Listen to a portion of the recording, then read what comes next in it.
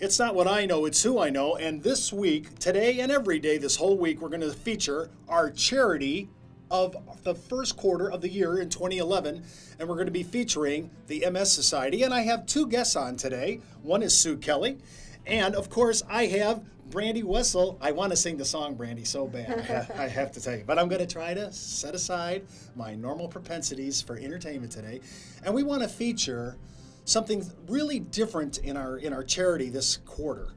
We're featuring women with MS. And I have to say, Susan, I was a little surprised when we first got into this, when we started talking about doing the show. I did not realize that MS targeted women so heavily. I mean, I'm looking at this statistic that we pulled off the web. It's like 72% of all MS people who are suffering it are women. That's right. Almost 2/3 of people affected by MS are women. And they're not really sure why. We don't have an answer for that. And it does hit women and the 25% men in the prime of life, so ages 20 to 50. Although we're seeing people diagnosed at other ends of the extreme too, children and people who are over 60.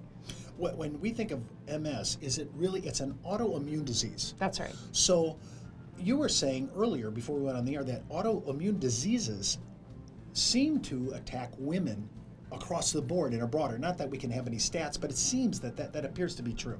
Yeah, that's what I've read in literature, and that's what seems to be true out there, but it's definitely true for MS. Well, Brandee, when I think of MS, I don't know if I know what it is. I mean, I went out to Google. It said multiple sclerosis. When I hear the word multiple, that sounds like there's a lot of things going on.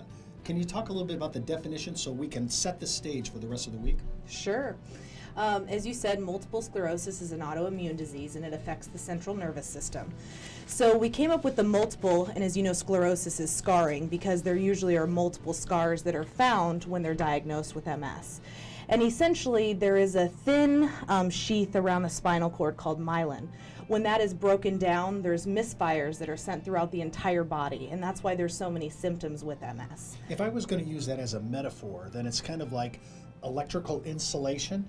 Yes. around the actual wire. So if that insulation eroded or for some reason deteriorated, it would expose the wire, and the wire itself then would be subject to touching different things that would set off. Is that an accurate metaphor? That's a perfect way to put it, Steve. For people who are in our age group and remember phones with cords. Well, you look a lot younger than me. Not so much. But if you remember those old-fashioned phones with cords, if some of that rubber started wearing away, you'd see the wires underneath. And when you'd pick up that phone, you'd get the crackling kind of noise. Same thing happens with MS. When a little area of that insulation wears away, those impulses aren't going to be going through quite as quickly. So when somebody with MS gets overheated, for example, you put me outside on a 110-degree day, then those impulses aren't going to move as quickly. It's going to hit that demyelinated spot, and maybe my vision will be upset. Maybe my left leg isn't going to move as quickly. Did I catch that right? You're saying that heat then would definitely have a direct impact on your day. Most of us with MS do have heat sensitivity, so when I talk to people in other parts of the country, the question always is, how do you handle the heat? Well, that would be my next question. Yeah. They stole my thunder. Sorry. We're broadcasting from Phoenix, Arizona, better known as the surface of the sun. So I mean, do you hear that too as well? We do, and actually we are we moving to Alaska? Well, no, and we're very careful actually, and when we talk a little bit more about us as an organization, we do not do much in May, June, July, August, September because of exactly that. It's not even events as far as programs for our clients because they're not coming out in those months. So we do a lot of, teleconference and stuff along those lines because our clients are staying in during those months. When you say your clients, what does that encompass in the Arizona chapter? It actually means multiple things. So clients means our clients actually with MS, and we also serve those families that have a family member with MS. So MS not only affects the person who has it, but it's a rippling effect throughout the family. Exactly. We'll talk a little bit about that, and then we'll go back to Susan and talk a little about our own personal testimony in this regard. Sure.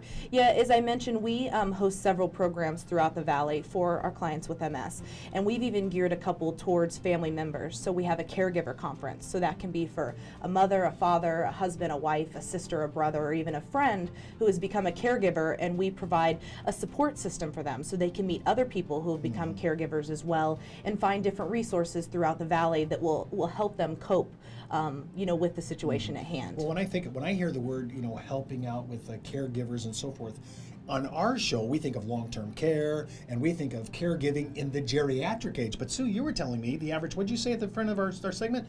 This is way younger. 20 to 50. I mean, 20 to 50 having long-term care needs at that age because of this disease. And it all depends. Everybody is affected so differently. I talk to people and I say, well, we have the same disease, but it's different the way it's expressed in all of us.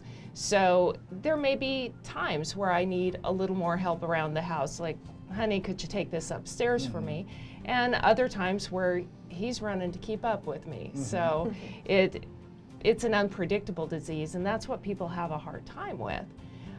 But because there's really no patterned behavior per person, it could be really different. Very different. Well, when I think about Brandee, having a chapter and having an organization around a disease, this must have huge impact for you to have such an organization. I mean, this must be across America in a big way. Yes, it definitely is. Yeah, we're a 50-state network that we have chapters in every, throughout the entire country. And when I think of some of the publicity that other diseases get, March of Dimes and things like this, do you have a kind of a national spokesman or a kind of a national advertising campaign, or is there something from like a Hollywood type person? And if not, I'm trying out or whatever. Well, no, I mean, for example, as Terry Garr has MS.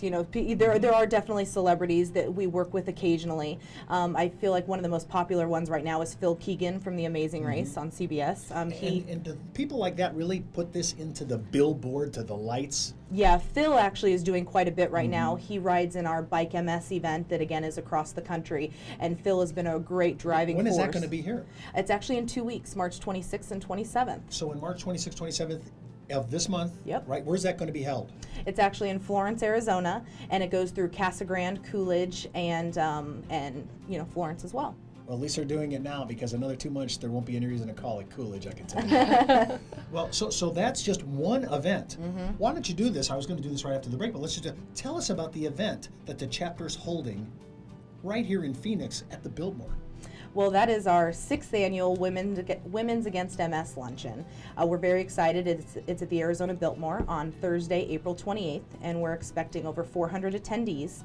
And this year, our keynote speaker is Cameron Parker, and she is living with MS and is a spokeswoman for Olay, and just has a lot of great visibility for. When you say Olay, you're talking about the makeup. The makeup, the cosmetic. Okay. Yeah, and don't say oil of Olay, because it's no longer oil of Olay. It's just Olay. It's just Olay. Olay. Okay. So then who's this other person, Darren? Dr. Darren Akuda. Yes, he's one of our local neurologists, and he'll be doing a research update as well. We're very excited. He partners with the local chapter quite a bit, doesn't he? He does. Well, when I think about having people that help in every society, in every area of society, I see a person like Dr. Darren giving his time to a cause he so loves. But what about Sue? I mean, when did you find out that you had MS? I mean, is this in your family? Is it something, It's not. I was the trailblazer for it, and hopefully the first and last. I was diagnosed June 3rd, 1999. Most of us who have MS remember that exact day when you found out. Before you go to the date, let me ask you this, though. How did you know to even get checked up? What were the first signs, or what was the indication? Something, I need to go to the doctor here. Well, I'm a nurse, so we tend to not go to the doctor because we think we are the doctor. Time out. So, okay, like I'm just having a medical faux pas here. You're a nurse, you're an RN, and so you're saying the medical professionals at large probably don't go and get their own self checked out? That's exactly right, Steve. Talk about not practicing what you preach, which is really good when I'm on the other side of the parental argument with my kids. But I'm just saying, from that point of view, what finally forced you, though, since you aren't given to normal exams and just doing your normal health checkup? I do the normal stuff, but I thought I was diagnosing myself, thought I had maybe a sinus infection. And I'd been dizzy for a couple of weeks. And the day that I woke up and had double vision off the right side, I was pretty convinced I had a brain tumor. So that led me to the doctor relatively quickly. And the next day I got a diagnosis of MS. Now, what did he do? An MRI. An MRI. So is an MRI one of the standard procedures when we're at the front end of discovery? Yeah, I mean, a doctor is going to be taking your clinical history, listening to your symptoms, doing a neurologic exam, but they're also going to be doing an MRI to see what they see up there. So the MRI is really the standard procedure, not so much blood work or things of that nature. That could be supporting evidence, I suppose. But not really? Some physicians will do a lumbar puncture or a spinal tap, but blood work generally not at this point in time. So the MRI came that fast. Okay, go ahead. Yes. I was just going to say, it kind of ties into what I was saying before about the multiple sclerosis with the scarring. That's when they see the scars that I was mentioning in the MRI. Wow. Well, we're taking a time out for this whole week talking about MS with our special guest, Sue Kelly, and Brandee, Wessel. And when we come back, we're going to explore more of Sue's personal testimony and what she had to go through. You're listening to The Quest for Financial Freedom. I'm Steve Savant.